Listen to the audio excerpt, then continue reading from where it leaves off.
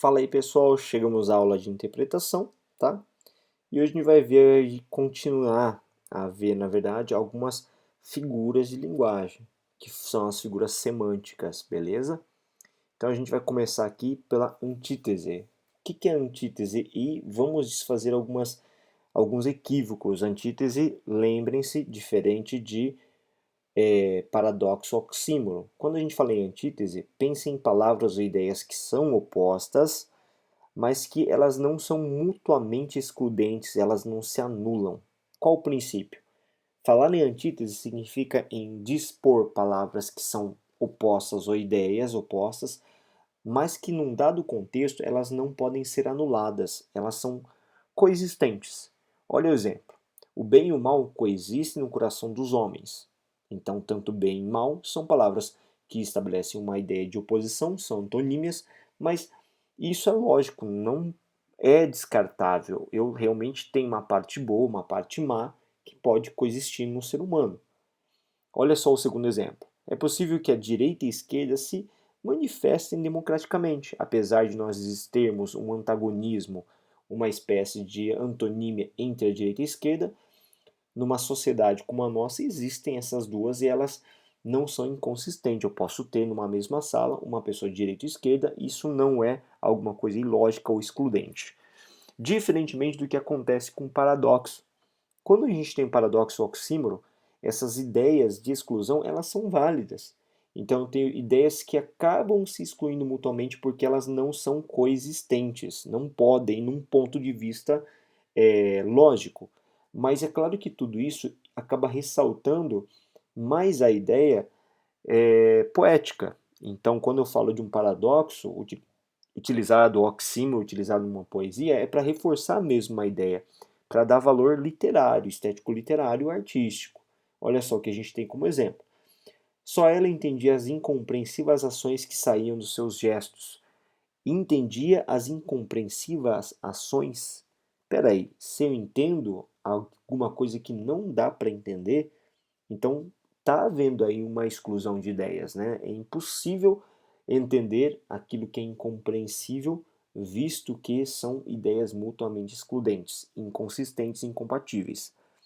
Olha só o segundo caso. As fantasias de Passágadas lhe eram muito reais. Gente, se são fantasias, não tem como ser real.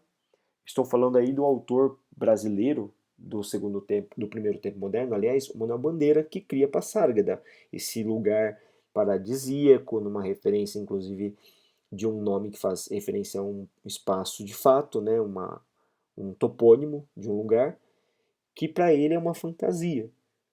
E como isso pode ser real? Então percebam que essa exclusão de ideias não permite a compactuação desses dois sentidos, certo? Mas que do ponto de vista literário, novamente, tem todo o fundamento. Reforça uma ideia. Aí na sequência nós temos a ironia. O que é uma ironia, galera? Ironia é quando a gente constrói uma situação frásica e na verdade a gente quer dizer o oposto, né? E esse tipo de ironia é mais visto, melhor na verdade atribuído de acordo com a entonação de nossa voz. Olha o que a gente tem como exemplo.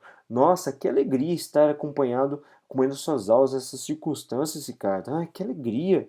Poxa, é óbvio que não, né? Vocês estão muito felizes, né? Mas olha só o teor ali que a gente observa. Nossa, que alegria, que bacana, Ricardo. Poxa, que legal, né? Então isso é valor irônico. Olha só a segunda situação. Que nobre ação, estimado deputado. Nem se perceberam as suas mentiras. Olha só. Isso tem teor irônico bem claro, né? Alguns poetas se valem muito da ironia com o intuito de estabelecer uma dura crítica social. S. Queiroz, Machado de Assis, Aloysio Azevedo e alguns demais outros autores aí, tá? Reificação. Gente, reificação não é considerado necessariamente uma figura de linguagem, mas eu coloquei aqui até porque o material trabalha, tá? A reificação é esse procedimento de coisificação ou objetificação, quando um ser humano ele é reduzido à condição de objeto. Por exemplo, na escravidão, quando se tem um livro que aborda essa questão, quando eu trato um negro como um simples e mero objeto, então estou tornando ele, no processo de reificação, aquilo, né, um usufruto, um objeto utilitário meramente. Então isso é a objetificação, tudo bem? E a gente também tem que destacar nesse momento a questão da zoomorfização, que nada mais é do que a redução do homem à condição animalesca, visto dentro do realismo naturalismo, tanto português quanto brasileiro, ok? Na sequência, nós temos uma outra figura que também é semântica, que é a sinestesia. Essa sinestesia é quando a gente descreve as situações a partir da fusão de sensações distintas. Então, por exemplo, a sinestesia acontece bastante nessas fusões todas dentro do simbolismo. Observa que esse exemplo ele traduz essa ideia de sinestesia.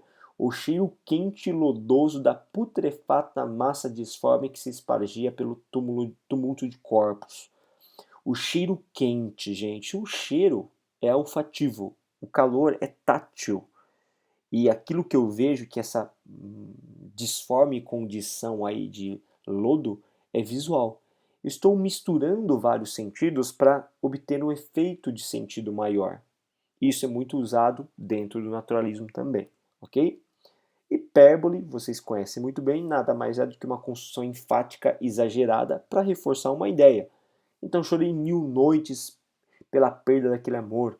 Falhei infinitas juras de amor. Tudo isso é exagero, né? Não dá para fazer infinitas juras de amor e não dá para chorar 1000 noites pela perda de amor. Quer dizer, para alguns é possível, né? Mais dramáticos, certo? Olha só a outra figura e última aqui que a gente vai ver nesta aula, que é o eufemismo. Eufemismo, vamos lembrar, é a suavização de uma informação. Suavização de uma informação grosseira, hostil. Não confundam com ironia, com sarcasmo, com humor. O eufemismo tem o objetivo de proteger mesmo, de suavizar mesmo a mensagem. E eu coloquei aí uma informação que é bem interessante, que é do não atual ministro da Educação, né? O não empossado ministro da Educação faltou com a verdade no currículo dele, né? Descobriu-se que ele não tinha doutorado nem pós-doctor e até se discute a possibilidade dele ter realmente mestrado e quem sabe porventura uma graduação, não é? Então o que a gente tem aí, ó, o não empossado ministro faltou com a verdade. Ele mentiu mesmo, né? Então estou minimizando aí quando ele fala em faltar com a verdade. Lucas Neto produziu um conteúdo inadequado para menores e realmente em alguns momentos até erótico, né? Então ao invés de utilizar palavras mais fortes como essa, eu coloco inadequado, fica bem mais sutil, bem mais ameno o impacto dado pela publicidade dele, negativa ou positiva. E infelizmente a Covid levou muitos dos nossos amigos, levou, gente, morreram, né? Então a gente também tem uma suavização de uma mensagem nesse sentido, beleza? E agora, para finalizar, a gente vai fazer alguns exercícios que eu retirei para vocês aí. Tem uma tirinha do Calvin, e nessa tirinha eu tenho as seguintes circunstâncias, vocês podem dar uma olhadinha. Sou um homem simples, Haroldo. Você, mas ontem você queria um carro movido a energia nuclear que pudesse se transformar em um avião de mísseis rastreador de calor? Pois é, eu sou um homem muito simples, de gosto refinado. Quando ele fala homem simples, de gosto refinado, dá uma olhadinha ali no enunciado, que eu acho que é mais apropriado. No último quadrinho, quando Calvin é confrontado pela incoerência de seu discurso, ele se declara ser um homem simples e de gosto refinado. Nesse trecho, torna-se evidente a utilização de um dos recursos linguísticos que consiste na suavização de uma mensagem. E essa suavização de uma mensagem se torna de que forma manifestada? Essa aí está fácil, porque o próprio enunciado já acaba declarando o que é, e a gente acabou de ver também, um eufemismo, certo? Uma suavização de uma mensagem. Vamos lá para mais um exercício, bora lá. Esse outro exercício é chamado de ausência do Drummond, um dos famosos poemas dele. Olha o que ele coloca. Por muito tempo achei que a ausência é falta, e lastimava ignorante a falta. Hoje não a lastimo, não há falta na ausência. A ausência é um estar em mim, e sinto a branca tão pegada, aconchegada nos meus braços, que eu rio e danço e invento exclamações alegres, porque a ausência, essa ausência assimilada, ninguém a rouba mais de mim. O texto trabalha com a ressignificação dos termos aparentemente contraditórios, como no caso de afirmar que não há falta na ausência. Nesse sentido, qual a figura responsável por causar esse efeito de sentido? Não há falta na ausência. Poxa, se é ausente, tem falta, certo? Então não existe uma contradição, uma mútua exclusão de ideias. Portanto, letra A, eu tenho um paradoxo, ok? Vamos para mais uma? Bora lá. Leia com atenção as seguintes situações. Vamos fazer esses exercícios juntos, que faz referência a conceitos, né? Número 1, trata-se de uma figura que aproxima duas ideias contraditórias, excludentes, mas que são capazes de reforçar um efeito estilístico pretendido. Estou falando aí do paradoxo, ok? Então, na verdade, a gente já pode assinalar uma alternativa, é C, porque só tem essa aí, mas a gente pode fazer as demais. Número 2, usado para considerar aspectos humanos a animais, é uma prosopopeia ou personificação.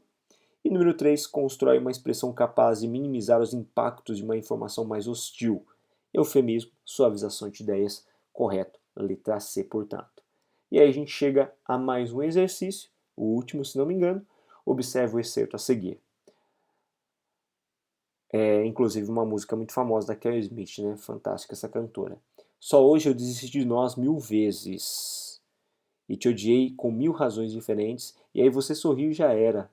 Me convenci que era impossível e que amar demais representava perigo, aí você me olhou e já era. Para intensificar a ideia de insatisfação amorosa do lírico quanto ao amante, ele faz uso de uma figura de linguagem. Só hoje eu desisti de você mais de nós, né? 1000 vezes. Te odiei com 1000 razões. Isso não é um exagero? É um hipérbato.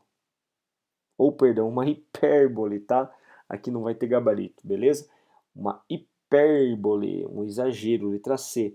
A hipérbole do professor hipérbole é a inversão da ordem direta, beleza? Então, 1000 vezes hipérbole, exagero. Beleza, galera? Espero aí que vocês tenham gostado dessa aula, tá? É importante para vocês verificarem as figuras de linguagem que realmente tem uma recorrência, uma incidência muito grande. E eu aguardo todos vocês no momento professor, lembrando que eu vou mudar então o nosso streaming de vídeo, de reuniões, vai ser o Google Meet, beleza? Claro que o link eu vou mandar para vocês com calma, vocês vão seguir então esses procedimentos. Abraço, galera, até a próxima então.